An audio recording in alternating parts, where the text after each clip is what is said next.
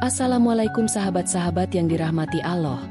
Hari ini saya akan menceritakan tentang terungkap setelah ratusan tahun. Desa ini diduga tempat persembunyian terakhir kerajaan Majapahit.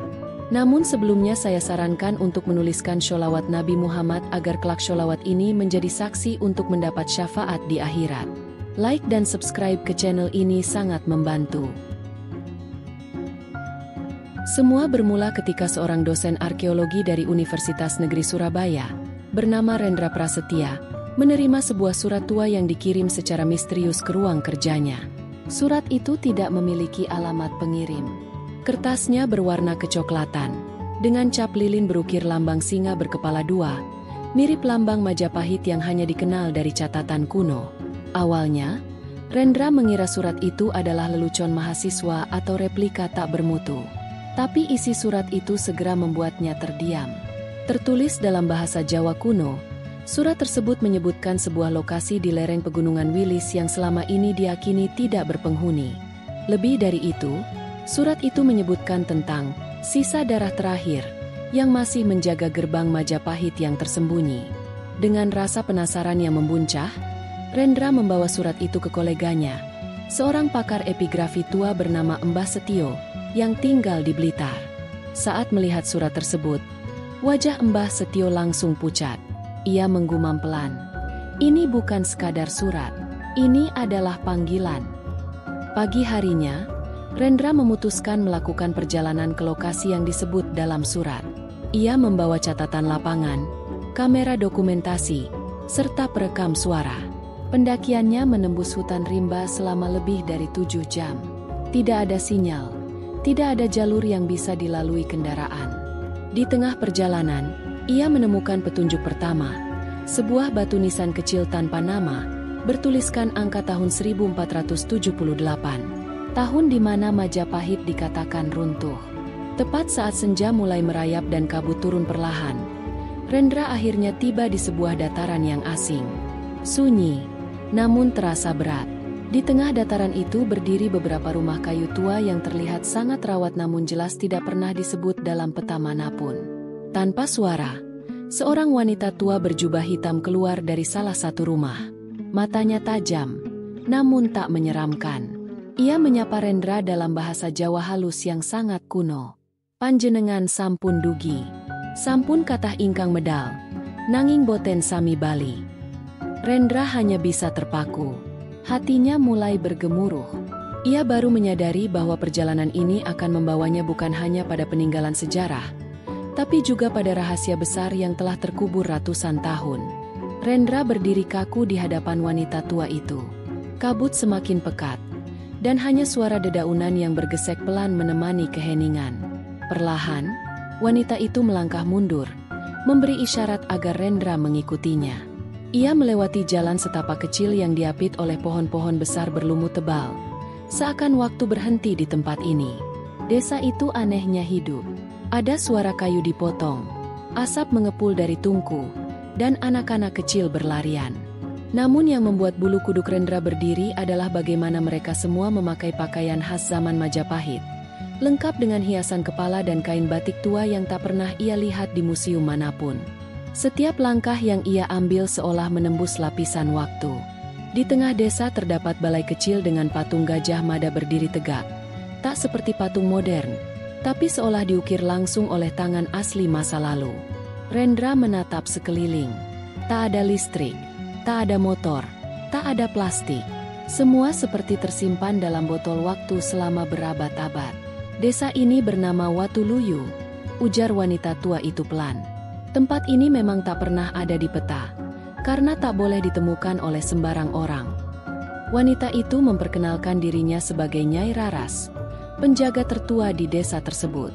Ia mengaku telah hidup lebih dari 90 tahun, dan menjadi saksi atas hilangnya para peneliti yang pernah mencoba menelusuri keberadaan tempat ini. Panjenengan beda, ujar Nyai Raras. Panjenengan dipilih. Rendra merasa tenggorokannya kering. Ia tak tahu harus menjawab apa.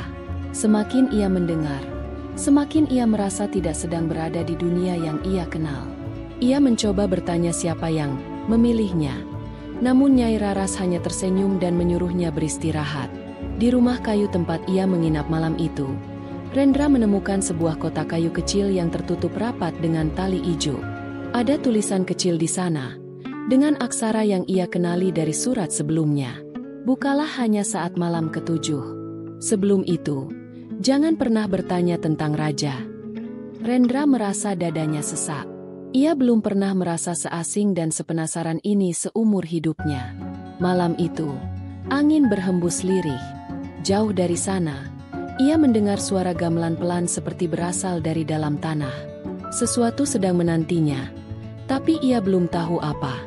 Malam pertama di desa Watuluyu terasa ganjil.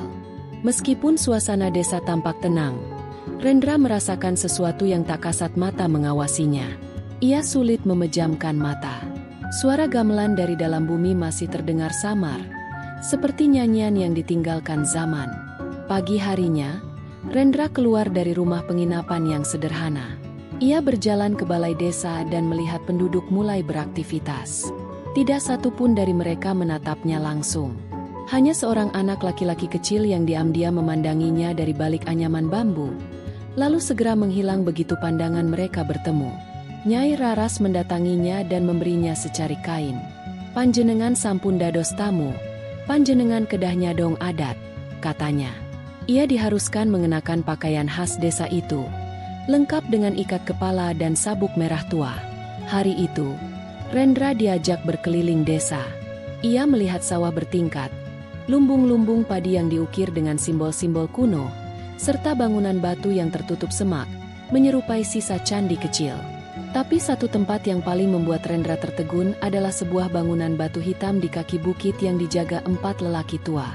Tak ada yang bersuara di sana. Hanya kepala mereka menunduk, seakan tempat itu adalah pusat dari segalanya. "Di sanalah raja terakhir tidur," ucap Nyai Raras tanpa ditanya. "Tapi jangan pernah ke sana sendiri. Jangan membawa apapun. Jangan bicara satu kata pun saat kau di dekatnya." Rendra menelan ludah. Kalimat Nyai Raras mengandung peringatan yang begitu jelas namun tak menjelaskan apapun. Ia bertanya, "Mengapa begitu banyak larangan?" Nyai Raras memandang langit sejenak. Karena Majapahit tidak sepenuhnya runtuh. Dan karena ada yang masih menjaga warisannya dengan sumpah yang belum selesai. Hari semakin gelap. Kabut datang lebih awal hari itu. Penduduk desa menghilang satu persatu, menutup pintu dan jendela rapat-rapat. Rendra mencoba menenangkan pikirannya. Ia ingat kotak yang masih disimpannya, terbungkus ijuk, belum ia buka. Malam kedua datang.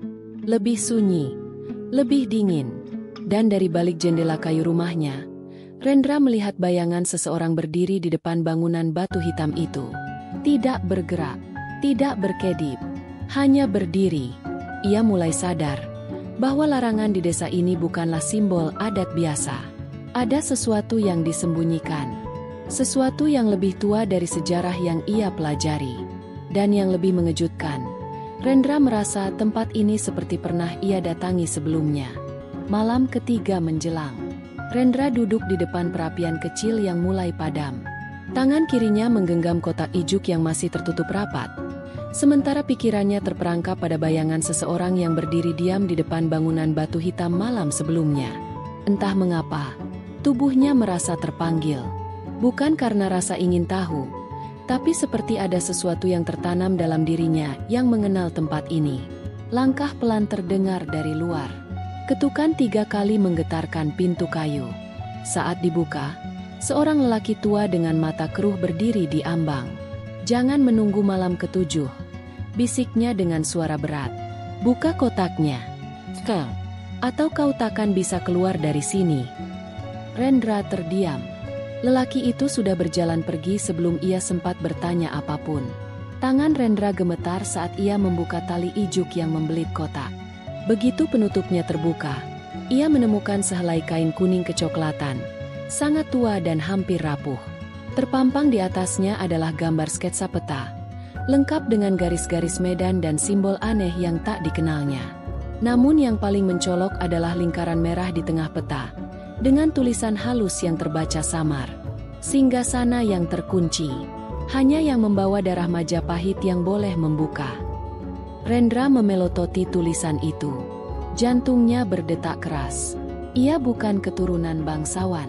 Setahunya, ia berasal dari keluarga sederhana di Banyuwangi. Tapi jika begitu, mengapa ia dipilih? Siapa sebenarnya dirinya? Ia memutuskan pergi diam-diam malam itu. Tanpa suara, tanpa penerangan, ia menapaki jalan setapak menuju bangunan batu hitam. Udara terasa semakin pekat, dan setiap langkahnya seperti menginjak tanah yang sudah tak pernah dilewati manusia selama ratusan tahun. Bangunan itu menjulang diam, seolah mengamati. Tanpa penjaga, tanpa suara, tanpa angin. Rendra menempelkan tangannya pada pintu batu yang menghitam, dan saat itu pula tanah di bawahnya bergetar. Sebuah suara berat menggema dari dalam. "Kenapa kau datang sebelum waktunya?" Rendra tak bisa menjawab. Lidahnya keluh. Tapi pintu batu itu perlahan terbuka, mengeluarkan semburan udara hangat yang anehnya seperti membawa aroma dupa tua dan kayu cendana. Di dalam, tak ada apapun selain sebuah tahta batu dengan ukiran naga bermahkota. Di atasnya, selembar kain emas tergantung, penuh dengan aksara kuno dan gambar seekor Garuda bersayap terlipat. Di bawah tahta itu, tertancap sebuah tombak yang menyala redup dari dalam logamnya sendiri. Rendra berdiri di ambang, dan sebuah suara dari dalam pikirannya berbisik, "Darahmu belum sadar siapa dirinya." Tapi waktu akan memaksanya ingat. Saat ia menoleh, pintu di belakangnya sudah menutup. Ia tak sendirian lagi. Pagi harinya, Rendra ditemukan oleh Nyai Raras di depan pintu rumah penginapan. Bajunya basah oleh embun, wajahnya pucat, dan matanya kosong seperti seseorang yang baru saja pulang dari dunia lain. Ia tidak bicara sepatah kata pun, tapi di tangannya tergenggam kain emas yang semalam tergantung di atas tahta batu. "Panjenengan sudah membuka pintu itu," bisik Nyai Raras lirih. Suaranya tak menunjukkan kemarahan, melainkan kegundahan yang sangat dalam. Rendra hanya mengangguk. Ia belum bisa menceritakan apapun. Bahkan dirinya pun belum memahami sepenuhnya apa yang telah terjadi. Namun satu hal yang ia yakini, malam itu ia tidak bermimpi. Ia benar-benar memasuki ruang rahasia Majapahit. Dan apa yang ia lihat bukanlah ilusi. Selama 2 hari penuh, penduduk desa Watuluyu tidak berbicara padanya. Bukan karena marah, tapi karena takut. Mereka tahu bahwa setelah seseorang membuka ruang itu, maka akan terjadi sesuatu yang tidak bisa dihentikan. Rendra mulai membaca ulang peta yang ia temukan dalam kotak ijuk. Ada garis merah yang membentang dari Watuluyu ke berbagai titik di Jawa Timur. Simbol-simbol yang mengarah ke Gunung Penanggungan, ke lereng Lawu, ke bawah tanah Trowulan. Dan setiap titik diberi kode tertentu, seolah membentuk jalur perjalanan yang pernah dilakukan atau yang harus dilakukan. Satu simbol yang membuatnya gemetar adalah lingkaran ganda di dekat sebuah nama kuno, Padepokan Candi Kuning. Di bawahnya tertulis dalam aksara Jawa halus, "Sira kang bisa maca iki, sira kang kagungan waris." Yang bisa membaca ini, ialah yang mewarisi. Rendra mulai sadar bahwa kotak ijuk yang ia bawa bukan sekadar benda warisan. Itu adalah kunci. Bukan hanya ke tempat-tempat tersembunyi peninggalan Majapahit, tapi mungkin ke rahasia yang belum pernah terungkap oleh sejarawan manapun. Malam kelima datang. Angin desa bertiup tak biasa. Banyak ayam berkokok tak serempak. Suara burung hantu terdengar lebih dekat. Dan Nyai Raras memanggilnya diam-diam di halaman belakang rumah. Ia menyerahkan sebatang tongkat pendek dari kayu jati, yang di ujungnya tertulis satu aksara, Purwa. "Kalau kau memang ditunjuk," kata Nyai Raras perlahan, "kau harus pergi sebelum malam ke-7. Padepokan itu tidak menunggu. Dan darah yang terlambat bangun, bisa ditelan oleh tanah tua ini." Rendra menatap tongkat itu. Tiba-tiba, ia merasa seperti sedang memegang sesuatu yang pernah ia genggam dalam hidup yang lain.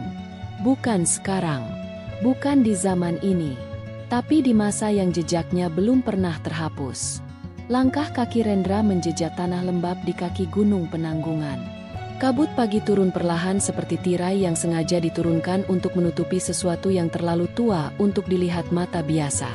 Di tangannya, tongkat jati bertuliskan Purwa memandu jalannya seperti punya kehendak sendiri. Ia telah mengikuti jalur merah di peta, melewati batu-batu tegak yang tidak ada dalam peta manapun, menembus ladang sunyi, dan kini berdiri di depan sebuah gerbang batu yang nyaris terkubur oleh waktu. Di sana tertulis dalam aksara yang hampir terhapus, Candi Kuning. Leluhur tidak pernah mati, hanya bersembunyi di balik sunyi. Rendra mengangkat kain emasnya. Ukiran di gerbang perlahan menyala, bukan karena sihir, tapi seolah mengenali benda itu. Sejenak kemudian, suara seperti desir daun kering menyambut. Pintu terbuka perlahan, dan di dalamnya terlihat sebuah ruang tanpa debu, seakan waktu tidak pernah lewat di sana. Dindingnya penuh dengan relief cerita, bukan dongeng, tapi catatan, tentang raja yang hilang tanpa makam, tentang pasukan yang menyatu dengan hutan, tentang pusaka yang tidak bisa dimiliki oleh mereka yang hanya mengejarnya karena kekuasaan. Di sudut ruangan itu, terdapat cermin tua. Saat Rendra menatapnya, ia melihat bukan dirinya, tapi seseorang berpakaian kuno, duduk di tahta, memegang tongkat yang sama. Ia mundur perlahan. Nafasnya berat, tapi dalam hatinya, ada sesuatu yang seperti baru saja bangun. Hari mulai berganti. Di luar sana, dunia tetap berjalan seperti biasa. Orang-orang masih mencari uang, berdebat tentang sejarah, dan menganggap legenda hanya kisah untuk ditertawakan atau dilupakan. Namun di sebuah ruangan sunyi yang tersembunyi di bawah kaki gunung, seorang pemuda yang tadinya tak tahu siapa dirinya, kini berdiri diam. Ia tidak mengambil pusaka, tidak membuka peti, tidak membawa pulang harta apapun. Ia hanya duduk, memejamkan mata, dan membiarkan tanah yang tua itu berbicara padanya. Ia menyadari, tidak semua warisan harus diwarisi dalam bentuk benda. Ada yang hanya bisa diturunkan dalam bentuk panggilan dan kesadaran. Sementara itu, dari kejauhan, suara gamelan yang sangat pelan terdengar menyusup dari balik bebatuan, seperti nyanyian yang pernah ada dan menunggu untuk dikenang kembali.